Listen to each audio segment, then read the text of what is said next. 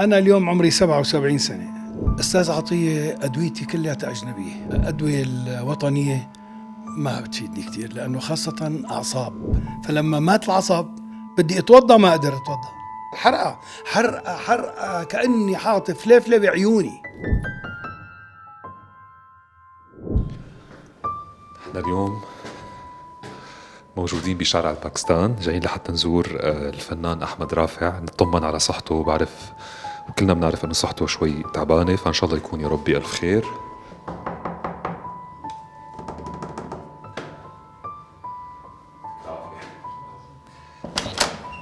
مرحبا. أستاذ عطية يعطيك العافية. كاميرا كمان. يعطيك العافية. أعطيني أول شيء. كل عام وانتم بخير، رمضان مبارك عليكم مو معقول الوطن وعلى كل أهل الوطن. مو معقول رمضان وما أطمن على صحتك حبيبي والله أنت غالي، ورحمة ابني محمد انك أنت غالي. الله يرحمه يا رب. بعدين أنت إنسان شفاف وأنا بحبك من قلبي، بس أنا فكرتك لا أنت يعني دائما ستايلش. تعال نقعد، يلا تفضل. شو حبيب قلبي، خليني وين نقعد؟ نحن بالمكتب طبعا هلا. ايه طبعا. اوكي تفضل. هذا المكتب يعني عمره هيك سنين وسنين، أكثر من 20 سنة. ايه. وهذا المكتب والله كان يكون قبل 2010 كان بيصير شغل مو معقول. والله هاي الغرفة شغالة، والمكتب الثاني والله شغال بطريقة لا توصف. اثنين مدراء إنتاج عندي. هلا صار استراحة لك يعني مثل.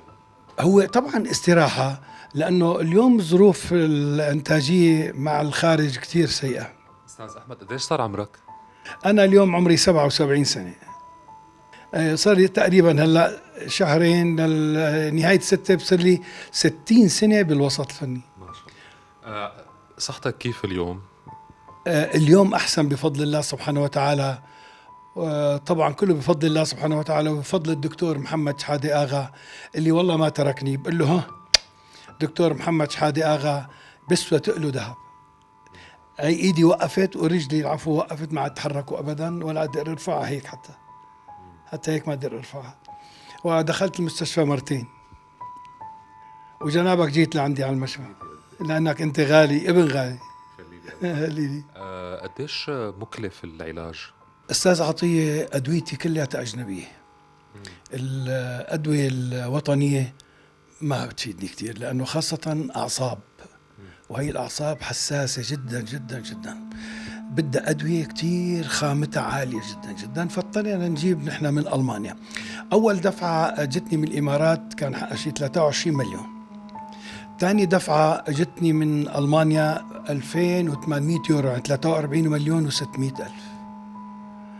وأنا اليوم بحمد الله بشكر مثل ما بقولوا كل من وقف معي وكل من قال لي الحمد لله على العافية. حتى فمع كل أسف قبل ما يوصل الأدوية نزلت على السوق جبت دواء طلع حقه 1,345,000 ليك معي الفاتورة. فرحت على نقابة فنانين عم بقول له جماعة النقابة إنه هاي الفاتورة كذا، قال نحن ما بدنا ندفع لك أكثر من 50,000.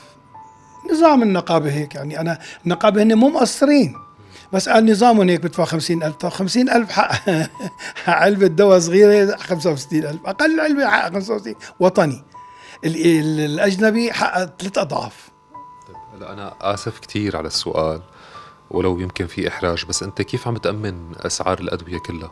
أنا ماني غني بس ماني فقير، وأموري بخير الحمد لله. وإلي أصحاب إذا بطلب منهم روحهم بيعطوني إياها، ثقة عمياء يعني عم بيكون في مساهمة؟ في كتير مساهمة. والأستاذ باسم ياخور عرض خدماته المالية والنفسية، وبجوله التحية بقول له أبو البر حبيب قلبي الله يسعدك ما تركني، وعرض مصاري وعرض يعني عرض منيح، مو عرض مثلا 100,000 200، لا عرض مبالغ بكيس.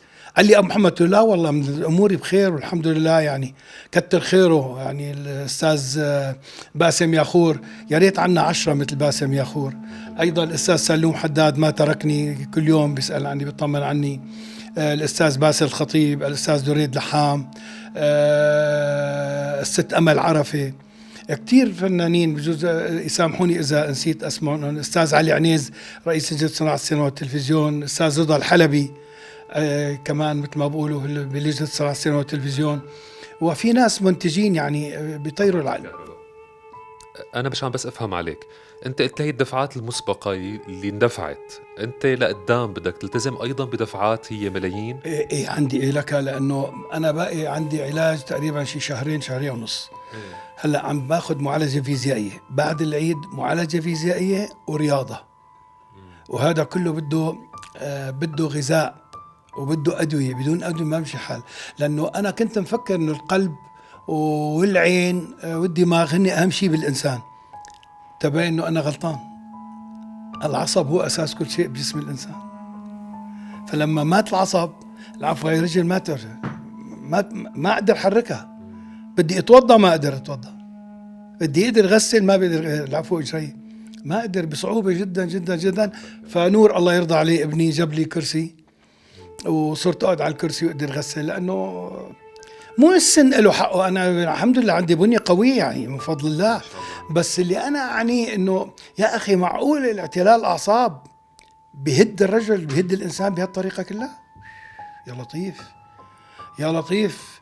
لك اكثر من شهر استاذ عطيه وانا اصرخ بالمستشفى، لك من شان الله سكتوا لي هالحرقه، حرقه كاني حاطط فليفله بعيوني. انا بس هدفي اني اطمن على صحتك استاذ احمد. الله يخليك. هذا اللقاء يعني رومانسي، يعني انا ما بدي استفزك ابدا، ولا بدي استغل اي ترند عم بيصير ولا انا بس جاي حتى اقول لك سلامتك ومع قلبك شر، وانه نحن على تواصل دائم بين بعض. يعني انت بتعرف انا بحبك من قلبي، لانه انت انسان صادق. اثنين، انت انسان عسل ومع برميل قشطه يعني يعني انا بحبك من قلبي وانت بتنحب. اثنين، انت انسان دمس جدا جدا، وانسان كتير قريب من القلب. شكرا كثير استاذ عطيه حبيبي، محبتي، كل عام وانتم بخير، كل سنه وانتم سالمين، شهر مبارك عليكم، ويا رب يا رب يا رب الله يجعلنا من عواد وكلياتنا يا رب. توصينا بشيء؟ انا بتمنى لكم الخير والتوفيق، وبحب اني اقول لكل الناس سوريا بخير ان شاء الله يا رب. كل عام وانتم بخير. وانت ما خلتني اجيب معي شيء ابدا اغراض، فالاغراض خلص انا رح اتصرف فيهم. وبدي اتشكر مؤسسه سوريا بتجمعنا، وانا بعرف انه انت وهن واقفين وقفه جباره مع كتير ناس ضعفاء وبسطاء وفقراء، فلذلك بهنيكم من قلبي وبقلكم ربي يوفقكم، ربي يعوضكم كل قرش مليون. شكرا يا حبيبي. سلام يا حبيبي. بالقلب استاذ عطيه، بالقلب حبيبي. بس لحظه اذا سمحت، خليه ضيفك. هاي شوكولاتينو كلها طيبه، حاخذ. شغل صديقي الاستاذ مازن الجدة. وهي للشباب 2، هي 3، وخذ كمان. هلا بيقولوا عني فجعان. خذ كمان. هي 4 خلص. خلي لي قلبك يا حبيبي. طيبة كثير. هي طيبة دسمة.